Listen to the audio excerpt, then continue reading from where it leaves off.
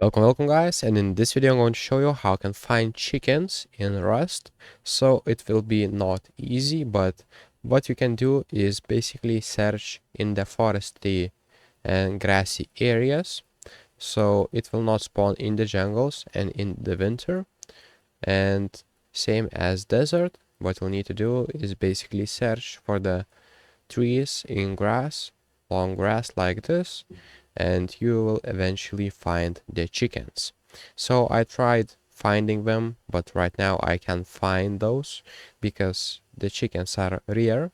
And basically, if you see a chicken, don't go straight for it because he will run from you. So make sure to sneak next to the chicken, and then you will be good to go. So if this video was helpful, please make sure to subscribe to Guide to Everything, comment down below for the algorithm, and I hope this video was helpful for you. So see you in the next one.